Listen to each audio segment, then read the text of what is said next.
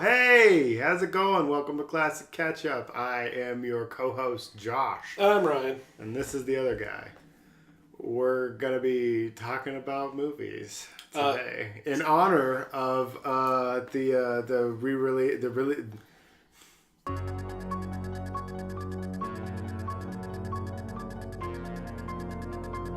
we're going to be talking about the original Halloween, John Carpenter Classic. The film that started it all. That's very true. Ryan had never seen it, and as is the theme of Classic Catch-Up, which you don't know about because you haven't seen the other 3 episodes we've filmed and not put up, I'm leaving it in there.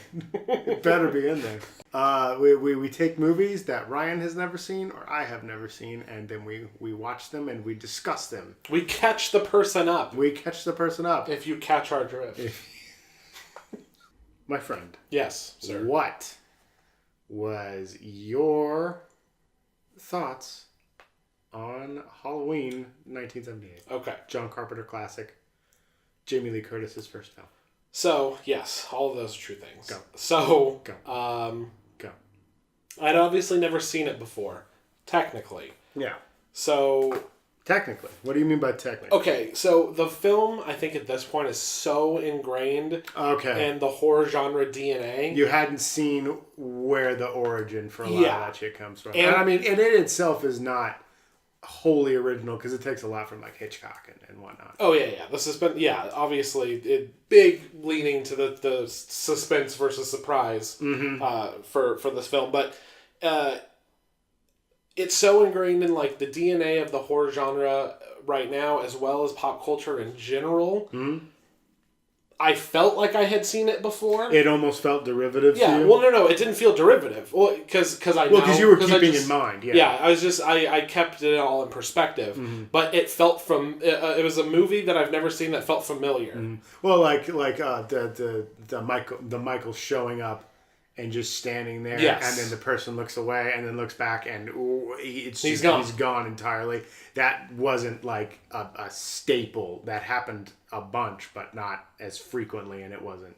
Yeah. Like you always saw your villains like slowly creeping up the stairs, or like very very slowly coming towards their victim or something like that. But in this one, it's just like all of a sudden you open a door and he's there.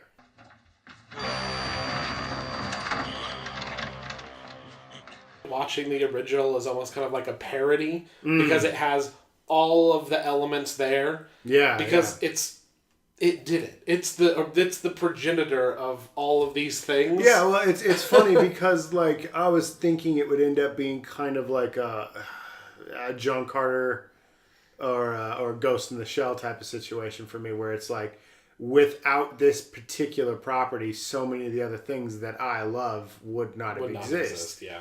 And I thought like I would be like, oh wow, well this feels extreme, like we were saying derivative, but it doesn't to me. It still feels like they're doing a lot better than most of the horror that comes out these days. Oh, absolutely. So like again, derivative, not really what I was thinking, but like familiar. Yeah, familiar is a great word for it. And I see things happening, and keeping in mind they're the first ones to do it. It's like, guys, you had a bigger budget. And you had years to figure this out, and other movies can't pull it off. Yeah. The filmmaking is solid. Like I said, very Hitchcockian, very in the suspenseful nature, not in shock, not in jump scares, not in gore, not in some special effects. They didn't get all wrapped up in all that shit. No, and I think that you commented on that about how non-bloody the movie really is. There isn't a lot of gore in it. And I feel like even within the Halloween franchise, it steadily became more about that shock and that, because I mean even in Halloween, I think it's Halloween 2 is a little bit more bloody, and I think Halloween 3 is one of the most extremes, but Halloween 3 is a totally different beast. Yeah. And then the Rob Zombie ones, as I recall, it was Rob Zombie. It's Rob Zombie. Yeah. But even like 4 and 5 and 6, which had nothing to do with him, like they were pretty, like blood was flying all over the place and stuff like that. Yeah. This one was really just a very subtle, very very slow paced thriller. And what's funny is a lot of those shots you see where it's like that one where Laurie's walking away. I wish I had you all alone. Just the two of us.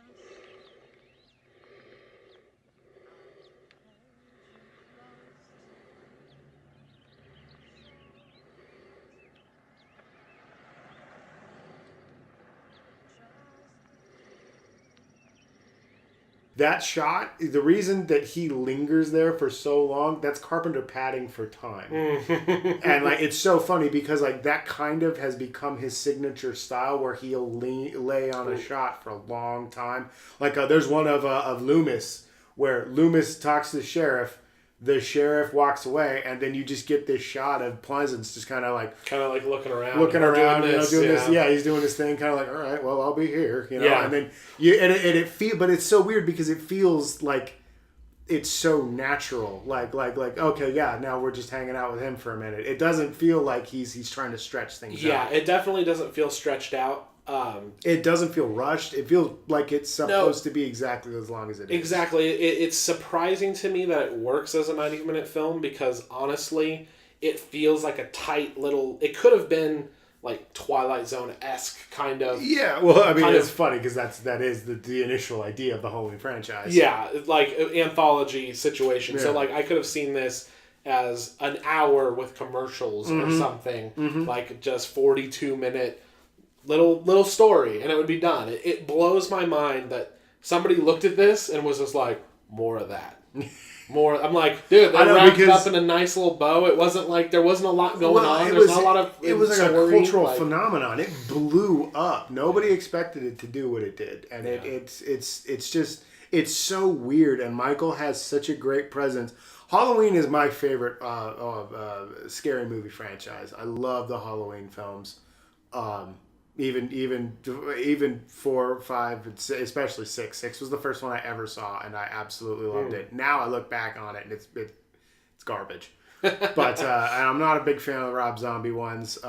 The second one was a lot better than the first Rob Zombie film. But well, those were legitimate remakes, right? Yeah. Oh yeah, they were trying. That was the first attempt. Because it's Halloween and Halloween 2. Yeah, is what they were named, yeah, right? Exactly. Because if I remember right, they came out after H2O and the terrible Buster Rhymes ones. Yeah. He kung fu fights Michael Myers. It's ridiculous. Cue the clip. Yeah, cue the clip here. We'll put it right here. Yo, Mike, come see me. Michael, come and see me. Look at me! Wanna fuck with me? Huh? Fucker?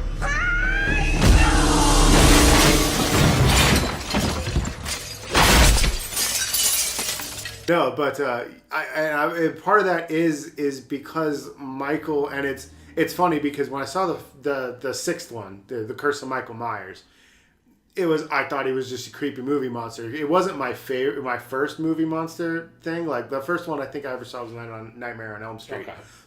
And like Friday the 13th. So I was used to like the big unkillable dude just showing up at random and just slashing everybody up. So I was like, man, this one's pretty cool. But then as I got older, I started checking out the other flicks, and I watched the first one, and he has such a disturbing presence. Like even while he's just standing there.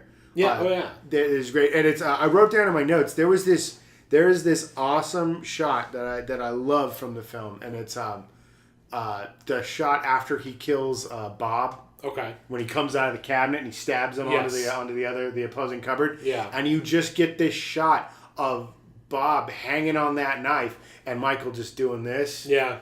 And it's this great like from a distance where you see both their full bodies. Yeah. And Michael's just breathing through the mask, and you get that heavy breath. Mm-hmm. And it's so unsettling, dude. And so little is done in the scene. Like, he's not spurting blood. He's not gurgling. He's not hacking up. Michael's not laughing or anything ridiculous. He's just staring at him. Yeah. And that's, like, the best thing. That's why I love Halloween so much. This is, like, this movie. I haven't seen it in a while, and this one was...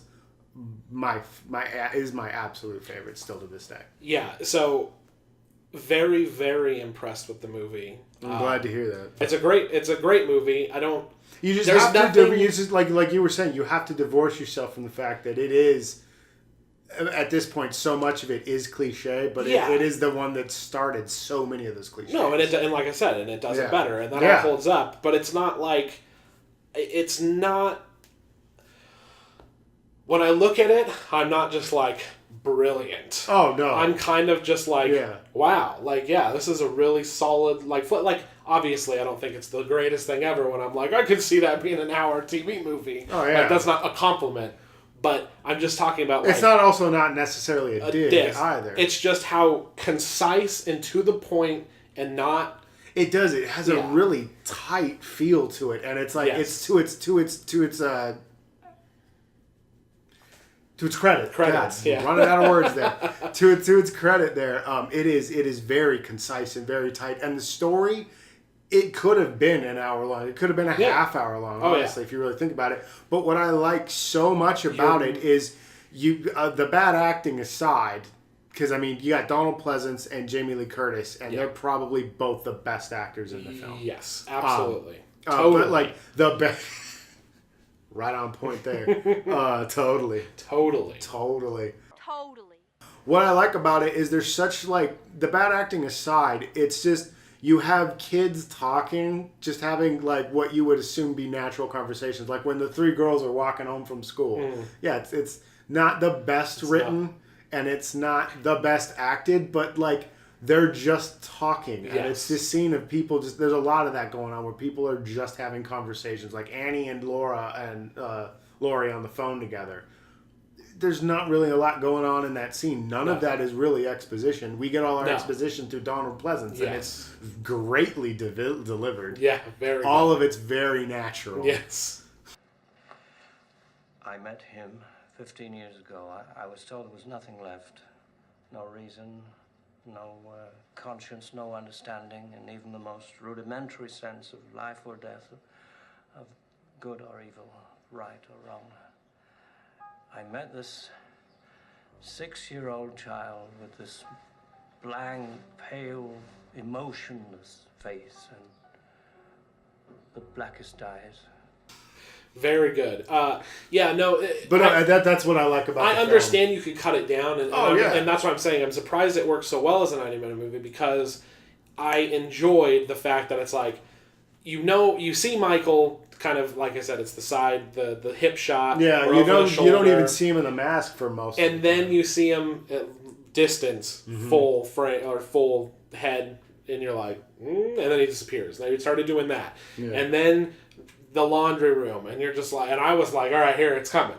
I'm like, there's a fucking dark like door jam there. I'm like, oh, this is happening. Yeah, I remember you were really getting uptight about that laundry room scene, and that scene is so well done. Nothing. Yeah. Then like the she gets stuck in the window. You get her out. Yeah. Whew. Yeah. No, it's great. So it's like I understand the timing of it. It everything works together very perfectly. Well, and they do like really good. Like I said, a lot of it's so subtle. There's like maybe 2 or 3 jump scares in the whole film, and that was back when they were utilized perfectly. They did a lot more for atmosphere at the time, and they do that so well in this movie. When Laurie's freaking out about finding everybody, and she's just against the wall crying, and you just see Michael's face slowly be lit up in that closet. And then he in movies now, he would have just reached out and grabbed her, and you'd have got that ba-dum, you get that that sound noise. Yeah. So there's 1-2 false jump scares as they call them. But it was because when Bob gets it, he fucking bursts out of the closet and grabs it. See, it. that's not a false jump scare. So it's like those are fine, and now they're not manipulate, because horror movies these days, we'll have to see what goes on Halloween 2018. They use audio cues to like accentuate it as well, and I'm just like, and that's the other thing too I was noticing about it as well. Didn't pay attention to it because like it didn't used to be a thing. So many of those jump scare moments are just the sound of him coming through the door, or him reaching across over the seat, or when he slaps and breaks the window, it's just the sound of the window breaking. Yes. And that is, I don't know, dude. I still think that it's a very well crafted, if simple and not necessarily great film. Totally. Holds up. Does it hold up for you? I will never not love that movie. Yeah, I wasn't blown away, but at the same time, I was blown away because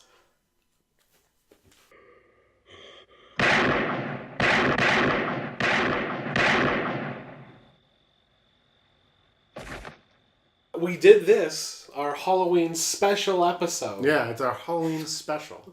A Halloween special of Classic Catch Up, because we will be seeing Halloween 2018, and you can look for the discussion on that right on the same channel or on SoundCloud. It's called The Mighty Movie Pod. That's where we'll be talking about the new one. Here. It will be in the description. Down there. It'll be in this channel. You can find us on SoundCloud. It's Mighty Fish Productions. We're on Twitter at Mighty Fish Pod.